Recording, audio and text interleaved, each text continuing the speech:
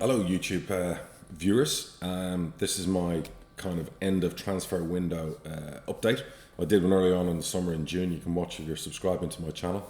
And I said today to the fans, look, I can tweet out some stuff about the transfer window, but I thought maybe best to do a bit of a video because there's so much to talk, bits to talk about as regards to the end of the window. So obviously in this video, I'm going to talk about Peterborough's business, what we did today, what we didn't do today. I'll touch upon the game of the weekend, and I'll respond a little bit about Marcus Madison's situation and something another owner said over the weekend in one of his tweets, and just respond in general to that. So if you enjoy my videos, please subscribe, and obviously you get notified every time I post a video. I will be posting probably one video every 10 days to this YouTube channel, not just about football, but also about business and life and advice and bits and pieces. Not that I'm the guru for advice and everything, but you know, I've been there, seen it and done it in many different things in sports and in business, so you might find it interesting, you might not. I apologise for the noise in the background, but there is as you know, Hurricane Dorian is obviously battering the Bahamas and hitting parts of now Florida and other coastal areas, and there's a serious tropical storm going off at the moment here, and it's probably going to get worse the next 48 hours, so anybody based in any of the areas, please stay safe. It might be a tricky couple of days. So back to the transfer deadline. And today's activities and stuff like that. I think already O'Hara's left, Buckley Ricketts has left the club, and there could be possibly one more leaving today as well. We didn't bring another player in. Obviously it's been mooted about us trying to sign another central midfielder most of the summer. We've recruited every position we've needed to fulfill. We've got the gaffer's first choice targets in all those different areas, whether it be a left back, striker, midfield, central defence. We've gone out and we've got our number one targets. The one area we haven't strengthened, bar Josh Knight coming in, is in central midfield, maybe to give the boys a little bit of help. Number of reasons for that. We've agreed fees with probably we had 3 targets this summer. All 3 targets we've agreed fees on. The deals have fallen down, the players didn't want to come, there were issues with the clubs, issues with the payments, financial fair play, because you can agree to do a deal with a club, but you have to get a true financial fair play, and sometimes the club you're buying from won't allow you the time to pay. So all sorts of things. An example, we agreed a deal for a player from Scotland, believe it or not, even though we haven't done great from signing Scottish players, for a player that does play in the midfield area, who was on loan in League One and did very well last year. We agreed a deal to loan that player with an obligation, an option to buy the player for £750,000 before the end of the season. We were very confident in that, but the player wanted to stay and fight for his place. So gutted, it looked very promising on Friday. Everything was agreed and the player was pretty much there, and then obviously changed his mind and wanted to stay where he was. So at that point, myself and the gaffer spoke about it, and we said, look, we can bring in players on loan. Players that have gone out today to League One, we were offered. We could have done deals on them last week in that area. And we just felt you're bringing a young player in, or even an experienced player in, on heavy wages coming from the Championship, or a young player who wants game time. You don't own them. They're on loan again, and they could be keeping someone out of our team. They could be affecting some of our current players. And we just felt we haven't got the biggest amount of depth in certain areas, but we feel the squad we've got, touch wood, if we can get through till January, which is 20 odd games if you include cup games, we feel we have a pretty strong squad. And if those players stay fit, again, touch wood, we can revisit and readdress this in January. We found over the last 5 years, every time we've gone out at the end of August or the end of January and signed 2 or 3 players, more additions, brought them into the dressing room, new players, new issues, bedding in process, our league form that follows hasn't been very good. So the gaffer actually was saying to me, look, Chairman, save your money. You and Jason and Randy have been brilliant. Let's just wait till January and let's go and revisit it then. If we want to bring in January, let's do that too. We're recruiting for the future. We're not just recruiting. We just don't want to go out and get loan players. All of the deals we're trying to do, if they are loans, we're coming with some sort of an obligation or an agreement verbally to possibly buy that player at the end of the season. So that's kind of what we wanted to do, because we want to strengthen our football club in the long term, not just weaken it by bringing a player in and proving them for someone else, and then we lose them. And that's just going to weaken us. So we want to recruit players for us for this season and next season and the season afterwards. So that's where we were at recruitment. It wasn't a financial thing. We could afford to do business. We just chose for once to not do business today and invest and back in the boys that we have. And the gaffer said to me, he's so happy with the progress of the teenagers, the younger players. One level below that, even the under 18s. They're showing promising signs. They're doing brilliant in training. And we feel now as a club, let's back our academy. If we need to give Kyle Barker minutes, something happens in central midfield, we're confident in his improvement every day in training that he can step up and get into the team. If Boydie's down and Harrison Burrows comes in, all day long he can play that position in any of those positions. So, and then one level below that, you go into the under-18s who are pretty much winning every week. Again, with the level of coaching they're getting from Matthew Edrington and Simon Davis, in conjunction with the gaffer and how he wants them to play, again, we're very, very positive about what's in there that we can pick at any stage. Point in case, the cup game tomorrow night against Northampton, I believe both Flynn Clark and Flynn, who scored 2 goals at the weekend, and Ricky J. Jones, who's a 16-year-old striker, both of those 16-year-olds have been chosen for the squad tomorrow in the cup, based on the progress they've made in the under-18s, and where the gaffer and Strax and the coaching staff think they can go in the future. So we feel we've got 2 promising, really, really promising youngsters in there. So it'll be interesting tomorrow night to see the players that haven't featured so much this season step up, and then the younger players to see how they adapt to if they get minutes, and then what happens when they step back into the under-18s. Because in the past you've had them step up and then they don't want to step back down again. So we want to change that mindset from our younger players. So that'll be really, really interesting. The good news is, and I've got a bit of an update here, and this is me trying to be transparent with our fans and people who say, oh, Peterborough United, they're spending big bucks and they're doing this and they're going all out. I just want to show you the way myself, Jason and Randy run the football club, and we try and do things ethically, correctly, financially, prudently, that, you know, people can see where we're going and what we've done with reshaping the squad this summer. We've brought in 12 new players. That's the additions. We brought in 12 players. Departures wise, if one goes late today, it'll make it 11 out. So that's 12 in, 11 out. On top of that, we had a lot of players last season that were on loan. Your Tomlins, Ben White from Brighton, Cummings from Forest. We had a lot of players on big money that come in on loan, and obviously at the end of the season they went back to Sheffield United, left back the same thing. So if you take them out of it, it's 11 out, 12 in. You add those loan players that were with us, it's a lot more out and a lot less in. So we feel we've done really, really prudent business. Of the 12 in, 7 of them were free transfers, good age group, good talents, out of contract. We managed to beat other teams to sign in them. Again, we feel very confident. Of those 12, 3 of them are very experienced players. You've got Beavers, you've got George Boyd, and you've got Nathan Thompson, all promotion winners, all players who've played higher level football and will play higher again. And we feel will be good additions to the squad.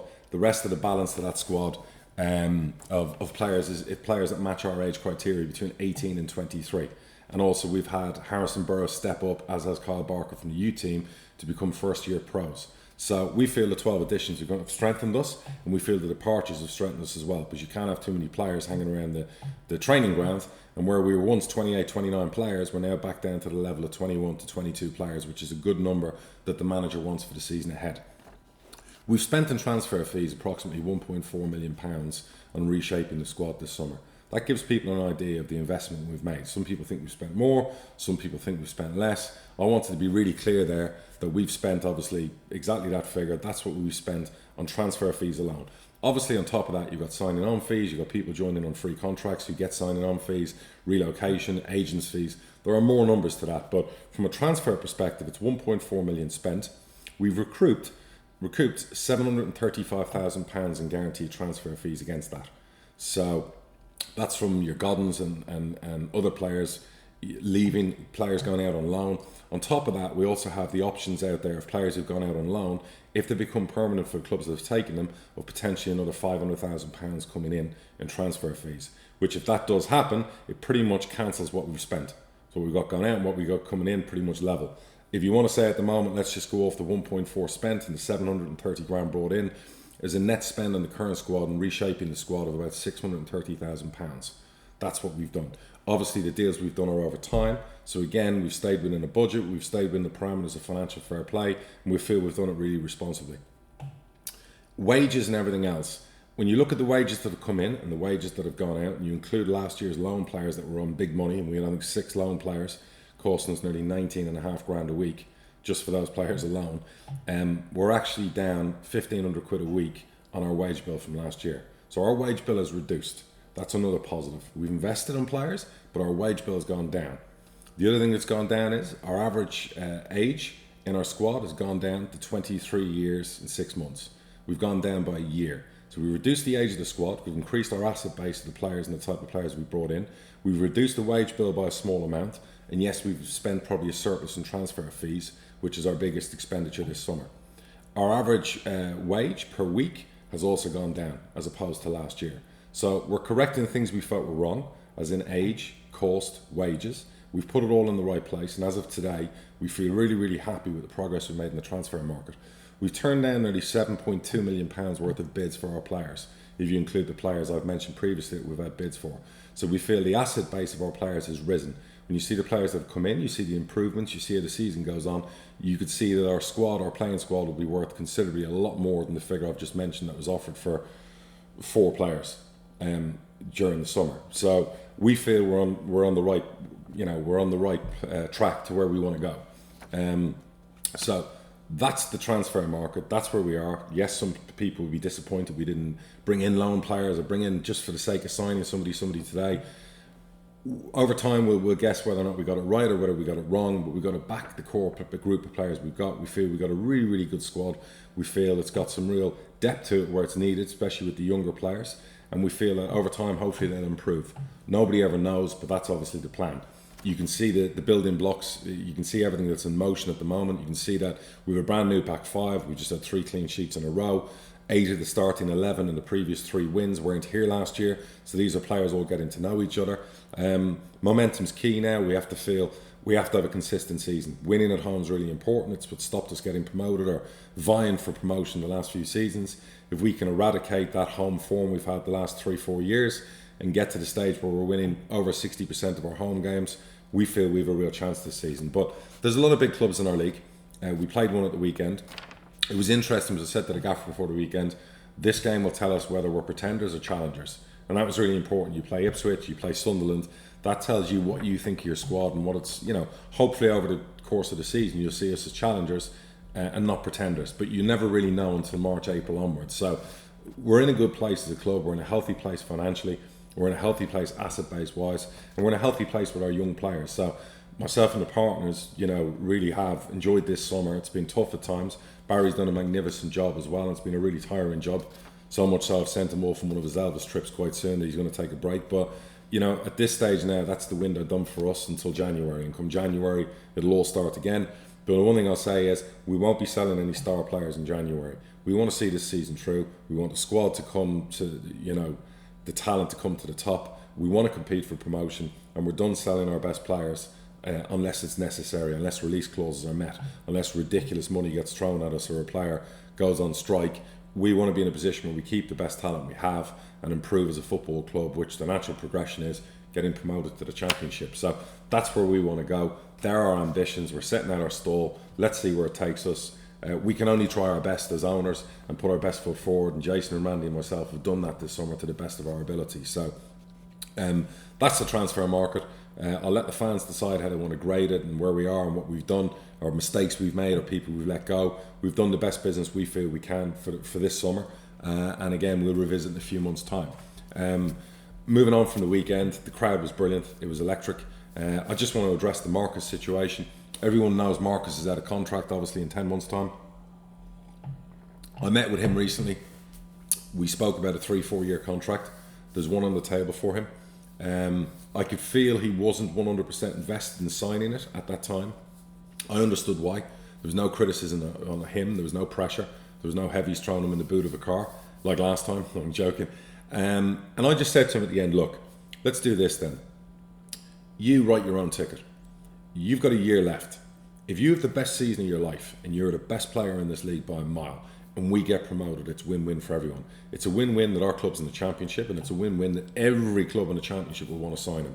Doesn't mean he'll sign for them, because Marcus wants to play football. And I'm not sure him moving is the best thing for him when he's loved by us as a club and our fan base. And he has family ties with his daughter and everything else close by in Peterborough. So I still feel confident as the season progresses, as we do well, as he does well, that I can maybe get him to sign. If we don't get it done now, in May, and hopefully we're celebrating a promotion, we go up, I think I can get him to sign a new contract. So that's where I am on Marcus. I just wanted to move on from that there was a lot of speculation about Sunderland. I did a podcast which was brilliant, the Roker Report podcast, one of the side podcasts from that podcast, with a great guy. I really enjoyed it. I know they took stick over the weekend from some of the Sunderland fans for having me on. I apologise if I upset anybody. It was just a football podcast. I get asked all the time. I've been asked by Newcastle once to do ones, of other clubs up and down the country. Again, we're all in the football industry. We're all part of the football family. I was really complimentary about Sunderland. I still think they're going to win our league by a mile. And regardless of the result on Saturday, it was a close game up until when we scored. Two really good teams. And I think as it pans out in the season, they're going to definitely be challenging for the title with some of the other bigger clubs in our league. And I don't know why there was such a blowback from the podcast. People were upset that I brought up the Marcus Madison thing. I was asked. Again, I'm always really honest. I'm transparent. When people ask me, I'll give them my honest answer. I'll tell them what's happened. I have no reason to lie. There was a little bit of shade thrown at me about the fact that I wanted to speak to a rival club about Marcus possibly signing for them, and that's not something somebody else would do if they own a football club. Well, let me explain the background to that. Let me explain where I come from. When I sign players from lower leagues and I watch them grow up from the age of 20, 21, 22, and as they progress, one of the promises I always make is A, to be like a father figure to them and look after them and help them improve on and off the field as best I can. They have to buy into that, of course, and they have to work hard and they have to deliver for the team. And I've got so much patience for them, and I look after them in so many ways and bail them out and help them out if they get in trouble. Now, I will always promise those players, and you can ask the Lee Tomlins of the world and the George Boyds of the world and the Dwight Gales of the world, my promise to a player always is, when they choose to come to Peterborough United, if you come and you do the business and it's right for you and right for us, we will get you a move. And you'll go to a big football club and you'll get a lot more money and you can build on that. Yes, we're trying to change that at Peterborough, and we're trying to be a bigger club, and we're trying to do new things and stadiums and championship football so we can keep our best players. But those players I've made those promises to, I stick to my promises. I always have. I've never let a player down, and the ones who've gone on and done great things can attest to that. And my agreement with Marcus has always been, particularly the last year when our previous manager bombed him out and he wasn't involved, that if you come and reintegrate yourself back into the squad, eventually when Steve Evans brought him back in, I said, and put your head down and work really hard, I will do my best at the end of the season to get you a move that's good for you and good for us. Marcus obviously had demonstrated that Sunderland would be amenable to him because obviously of all the closeness to him personally that football club poses. That's why in the summer when we were talking to clubs and we felt Marcus was going to move on, we spoke to everybody we felt could afford to buy Marcus Madison. Clubs in the Championship, one or two clubs in League One. It wasn't about selling him to a rival. I don't see it like that. I see it as doing the right thing as a chairman and as a person and a human being for a player that I've made an agreement to. So even though other chairmen might disagree with that and say, well, you can't sell someone to a rival because that doesn't make any sense, and if I offered my players, well, that's your opinion. Maybe that's naivety when you're new to the Football League, who knows? But the reality from my point of view is I feel I always do the right by my players and do the right thing by my players. Otherwise, why would they choose Peterborough United when they come, when Peterborough United could get outbid by many bigger clubs, but those players choose to come to us because they can see progression for their careers. So trying to do the right thing.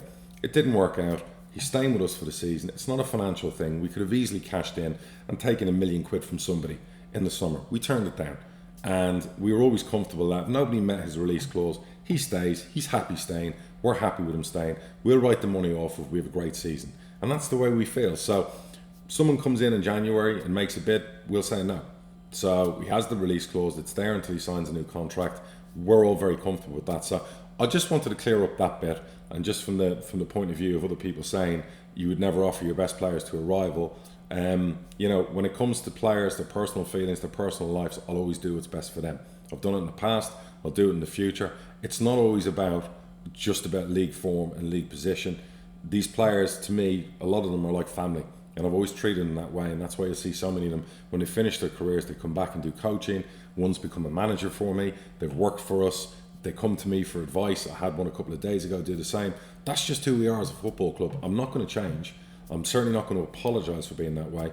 And I certainly don't want to see other owners having a dig at me for doing things like that, because I don't have digs at owners like that. In fact, that owner I was very complimentary about. I couldn't have said more than enough nice things about. So I was a bit surprised by that response, but hey ho, that's football. You can't be popular with everyone. Not everyone's going to like you. It's the way it is. I'm thick-skinned. I don't care. But I did want to clear it up. You want to have a go at me and come at me? Bring it on. I'm up for it. But as regards to that podcast, they do a brilliant job. Lay off them. The weekend's result had nothing to do with them. And certainly not me speaking about a certain player had anything to do with it. It was just a good game between two good teams, and it went one way instead of the other. That's just the way the football is in League One. It's going to be a really, really tight league this year, full of big teams, full of good football teams. It's going to be a good advertisement for football. Rochdale are showing you don't have to be the biggest club in League One to play tremendous football, and I've got tremendous respect for their young manager and what they're doing. They're just playing lights out football, and I think we play them in a couple of weeks' time. So, every game's a challenge. Wycombe are having a great season again. So you've got no divine right to get promoted or win League One based on history or the size of your club. Of course it helps, but the reality is we're all in this league for a reason. We all get on with it and do our business our own way. So that's kind of that in the transfer market. That's where I am with the whole opinion and everything. I hope everyone enjoyed the transfer update. I hope they understand where we're coming from. I hope that being transparent about the figures, the money and what we've spent and what we've done, everyone sees what we're trying to do as a football club. And I hope you enjoyed the video. And if you have, please subscribe, and you'll get notified when there's more videos that come up. If not, and you think I'm talking nonsense, don't subscribe. Either way, it's a bit of fun, and I hope you enjoyed it. And good luck to all of you. Thank you.